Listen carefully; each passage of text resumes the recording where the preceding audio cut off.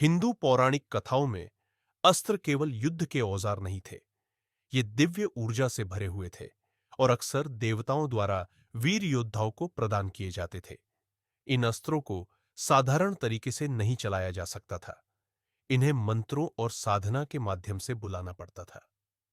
कल्पना कीजिए एक ऐसे अस्त्र की जो तूफान ला सके, सेनाओं को बहा ले जाए या पूरे शहर को राख में बदल दे। ये अस्त्र दिव्य जादू और ब्रह्मांडीय तकनीक का मेल थे। अग्न्यास्त्र भयंकर आग के तूफान लाता, जबकि वरुणास्त्र भयानक बाढ़ का कारण बनता। ये अस्त्र केवल प्रकृति के मूल तत्वों की शक्ति को नियंत्रित नहीं करते थे, बल्कि विनाश भी कर सकते थे। इन अस्त्रों को गुरु अपने योग्य शिष्यों को मंत्र दीक्षा के माध्यम से प्रदान करते थे। दिव्यास्त्रों का उपयोग केवल योग्य और नैतिक रूप से उच्च स्तरीय व्यक्तियों को ही दिया जाता था, ताकि उनका दुरुपयोग न हो। लंबे समय तक कठोर तपस्या के बाद साधक को देवताओं से आशीर्वाद के रूप में ये दिव्यास्त्र मिलते थे।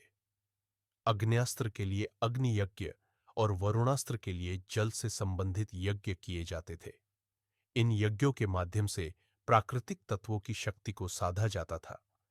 महाभारत और रामायण में इनका प्रयोग युद्धों में वर्णित है, जैसे अर्जुन द्वारा अग्न्यास्त्र और वरुणास्त्र का उपयोग करना।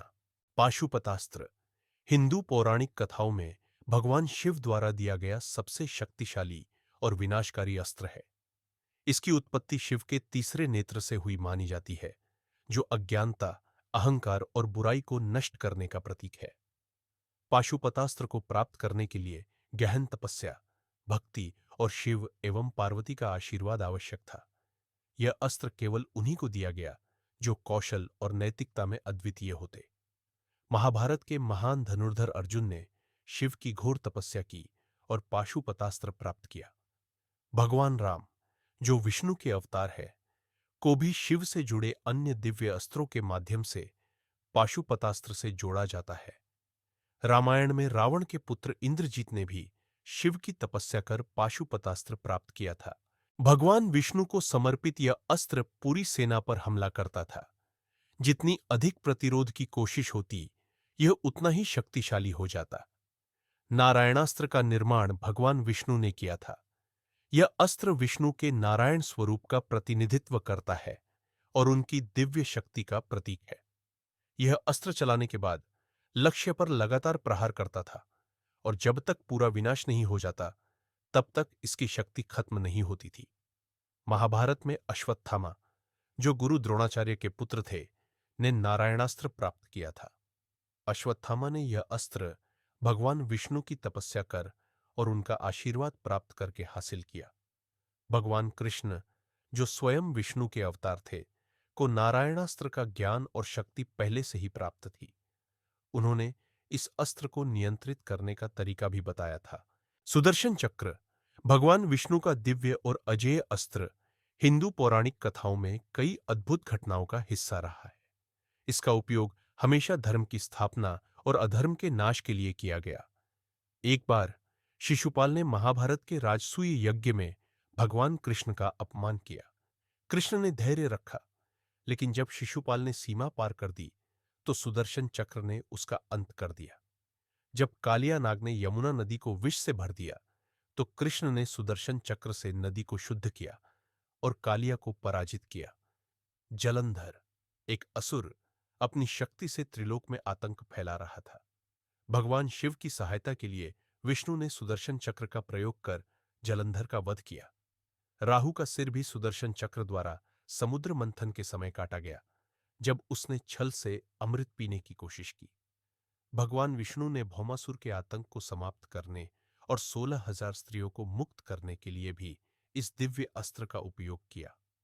त्रिपुरासुर के 3 नगरों को नष्ट करने में शिव का साथ देते हुए सुदर्शन चक्र ने धर्म की जीत सुनिश्चित की।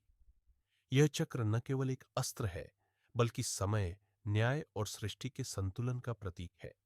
इसकी हर कथा धर्म की विजय का संदेश देती है। ब्रह्मास्त्र हिंदू पौराणिक कथाओं में सबसे शक्तिशाली और विनाशकारी अस्त्र माना जाता है। इसे भगवान ब्रह्मा द्वारा बनाया गया था और यह उनकी दिव्य शक्ति का प्रतीक है।